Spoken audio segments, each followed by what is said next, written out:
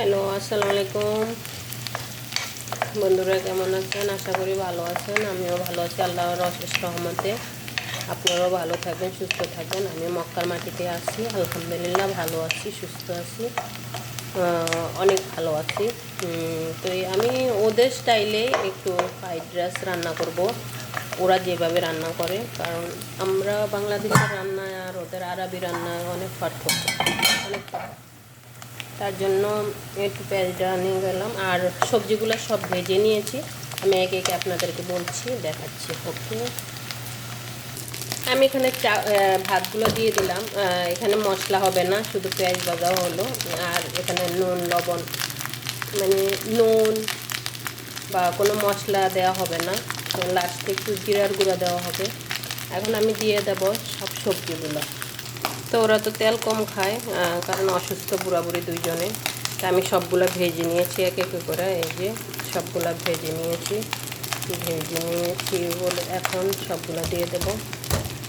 এখানে কোনো মশলা হবে না, কারণ মশলা ওরা খাবে না, তার জন্য দেব না।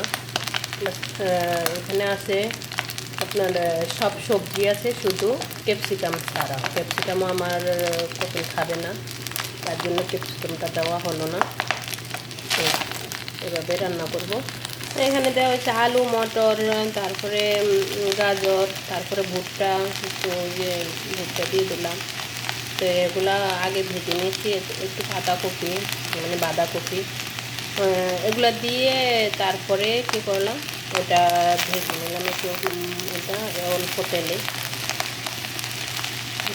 ভেজে নিয়ে এলাম। এটা ওরা ওই আর করেছিল মুরগির কষা করবো, মুরগির কষাটা দিয়ে খাবে। আমি আজকে আমার মতন করেছি মুরগি কষাটা। তো ওরা সিদ্ধ হতে হবে অনেকটা, আমাদের মতো একটু অল্প সিদ্ধতে খাবে না। তো একটু ভালো করে সিদ্ধ করে দিলে ওরা খেয়ে ফেলবে। হ্যাঁ, মশলা একবারে তেল মশলা ঝাল জাল তো একবারে দেওয়া হয়ে যাবে না। আর আপনার গোলমরিচও দেওয়া যাবে না, শুধু জিরা আর ধনিয়ার গুঁড়া, জিরার গুঁড়া আর একটু টক দই, ব্যাস।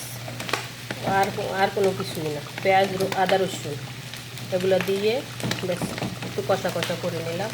এটা দিয়ে ওই ফ্রাইড রাইসটা খাবে। তো এভাবে খাবে না, খালি খালি ফ্রাইড রাইস, তার জন্য একটু দিয়ে দিলাম।